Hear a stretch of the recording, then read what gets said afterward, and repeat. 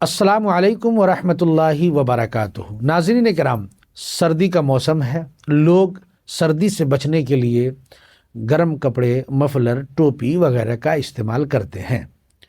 ایسے موقع پر دیکھا یہ جاتا ہے کہ کچھ لوگ رومال یا مفلر کے ذریعے سے اپنی داڑھی کو چھپاتے ہیں اور اسی حالت میں نماز بھی ادا کرتے ہیں۔ تو کیا داڑھی چھپا کر رومال کے ذریعے سے، مفلر کے ذریعے سے نماز پڑھنا کیسا ہے؟ اس ویڈیو میں ہم اسی بات کی وضاحت کریں گے۔ آپ سے درخواست ہے کہ ویڈیو کو مکمل دیکھیں۔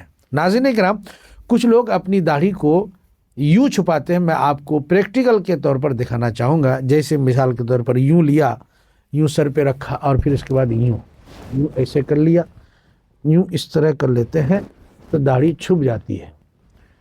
ایک طریقہ یہ ہے۔ دوسرا طریقہ اس کا یہ ہے داڑھی کو چھپانے کا کہ داڑھی کے ساتھ ساتھ ناک اور منہ، یہ ناک اور منہ دونوں چھپا لیتے ہیں۔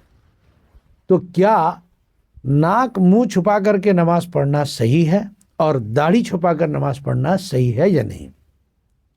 اس سلسلے میں عرض یہ ہے کہ صرف داڑھی اگر چھپے، اتنا حصہ ٹھنڈی کی وجہ سے کان کو آپ چھپا رہے ہیں، داڑھی بھی چھپ رہی ہے، تو پھر ایسی صورت میں کوئی کراہت نہیں ہے، بلا کراہت نماز صحیح ہے۔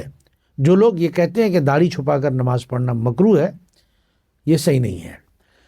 اب رہ گئی بات منہ اور ناک کو چھپا کر نماز پڑھنا، تو اس سلسلے میں چونکہ ہمیں قرأت بھی کرنی ہوتی ہے اور ہمیں تسبیحات بھی ادا کرنے ہوتے ہیں، منہ کو چھپا کر نماز پڑھنے میں دو طرح کی خرابی لازم آئے گی۔ ایک تو یہ کہ آپ کی قرأت صحیح نہیں ہو پائے گی، اور دوسرا مسئلہ یہ کھڑا ہوگا کہ یہ جو ہے یہودیوں بلکہ مجوسیوں کے مشابہ ہے کہ وہ لوگ اپنے منہ کو ڈھک کر کے اپنے حساب سے وہ عبادت کرتے ہیں۔ اس لیے منہ کو چھپا کر نماز پڑھنے سے منع کیا گیا ہے۔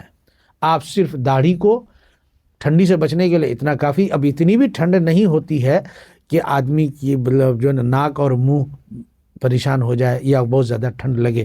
ہاں، اگر واقعی کہیں ایسی اتنی ٹھنڈ ہے کہ ناک منہ میں اس کا اثر جا رہا ہے، تو پھر ایسی صورت میں ہلکے انداز میں آپ باندھ کر کے نماز پڑھ سکتے ہیں تاکہ آپ قرأت کرنے میں آپ کو دقت نہ ہو۔